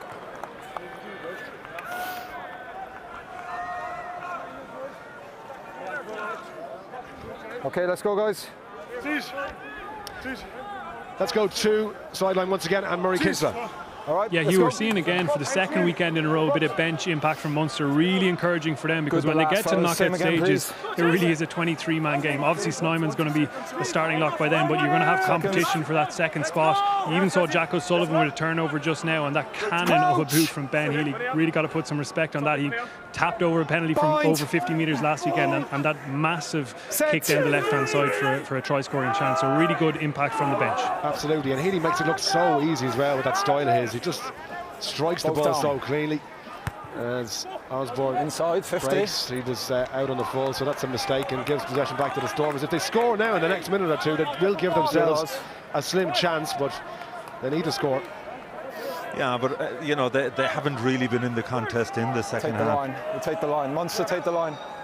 Donald, can I ask you please for your player of the match? Munster take the line, Dan. Yeah, well, at half-time I can tell you there wasn't a Munster player in contention. They were all on the blue side with Roos at number 8 and Gallant, but second half the turnaround has been phenomenal. I think Peter O'Mahony outstanding in the set piece, but just the carrying and the work rate of Gavin Coombs, I think he's dragged Munster back into this game. He is my URC player of the match. Brilliant, Gavin Coombs once again. What a find he is. What a player he's turning out to be for Munster. And Stormers with possession here. Here's Ruas. Had an equally good game also with number 8 on his back, but in a blue jersey in the first half. He's just been outplayed, and his pack have been outplayed as well. Discipline issues haven't helped their cause, but there's definitely cause for hope for what the Stormers will bring to this competition. They play a really exciting brand of rugby, very open brand of rugby. And the first 40 minutes they look brilliant. It's just the second half Munster have come back into this game. Absolutely, they lost the head completely. I mean, silly penalties at stupid times. But I have no doubt that you know, the Stormers will learn from this. We mentioned Ruas there. I know he's in contention to get into the Springboks. I thought he's been outstanding, but on the back foot, and that's the difference for, you know, players of that quality. They've been in reverse. We've seen nothing of their back line. I mean, Nell and Duplessis in the first half outstanding, but Munster have just swarmed them. They've almost, all of a sudden, it must have hit them, all this thing about Munster in Thomond Park. Half-time they were questioning it. They know exactly what it's all about now. And Peter O'Mahony gets up to route yet another. Okay, last feet, blue, captain. Driver. Away tackle out, move. Okay, hold in front, Munster. Healy. This was going to stay in field. Peterson underneath it. Inside to Gallant. Bit of room now for the full-back. We saw the last break was brilliant. Out it goes. Stretching the Munster defence here. Pretorius still inside the Munster 22. Tackled by Daly. Should be there. Ruas again trying to use his feet to break the first tackle. They did get past Barron. They score here now. They'll give themselves maybe just a small glimmer of hope. Almost at the line. Can they get the ball down? Held up. Well, he's held up, but you know, credit the Stormers. They've come flying back into this game. I think they've had a huge impact off the bench. The likes of Venter, Sandy, Van Roon have been outstanding. Pretorius there just held up. Big man. Need to review.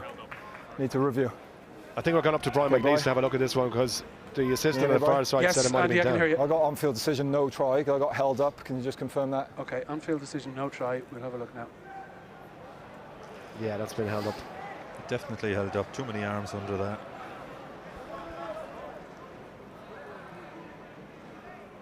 off the ground there still.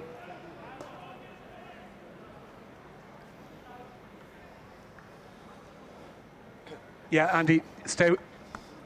It's clearly held up. Stay with Sean Field. Yeah, good decision originally by Andy Brace. Order off, please. Goal line dropout. Had a good game, the referee, Donald, I think. Yeah, he has, and I always feel it's difficult, you know, when people know that you're living across the road almost. Any 50-50 calls almost go against the home team. But Andy Brace is a really good referee. He's international quality, and I think he's had a very good game. His communication has been clear. There's the goal line dropped for being held up. In the old days, of course, it would have been a 5-metre scrum to the attacking team, but now goal line drop goal. And we have someone like Ben Healy who can kick it 60 metres from a drop goal. That becomes pretty important. And similar little pop pass again. This time to Ernst van Rijn. Rance looking for Peterson. Gets the offload. Well, half did. Worked out okay though. Last minutes.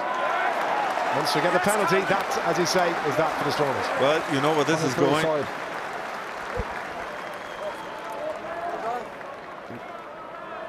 First arriving player, side entry, 23. Is there one more try in Munster? What are we thinking, lads? Corner? 3 points. 3 points. Yeah. I'm happy, yeah. Shot called. Shot gold. Well, you know what? Why not? When you've got someone like this who can kick it from anywhere, Donald, you might as well. I think the forwards are knackered anyway. So when he offered to give the kick, and you know, I mentioned the one last week. He got a brilliant kick. There was one on the 10-metre line on his own. Last play with it. And I just think he's staring Peter O'Mahony down. Give me a go.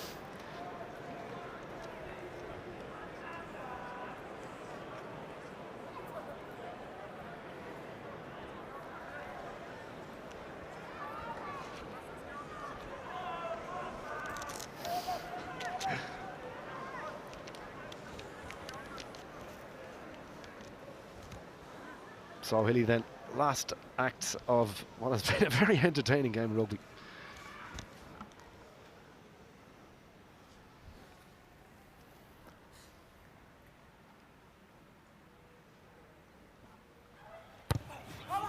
Big thumping kick from Healy. Look at that. Nice way to finish, Donald Lenihan. Unbelievable kick, and you could see why he was so keen to have it. Well, look, it was the proverbial game of two halves, wasn't it? That try just on the stroke of half-time brought Munster back into the game. Second half, they were a team transformed. Sharks' discipline left them down, but overall Munster showed that power up front. Just too hot to handle on the night. Great victory again, 2 weeks in a row. That's a lot of points scored, and 2 bonus point wins. 10 points on the table, 5 tries on the board today, and 34 points on the board. A successful night at Thomond Park. You would have thought it at half-time. Full-time score in Limerick. Munster 34, the Stormers 18. Yeah, an impressive performance there as well.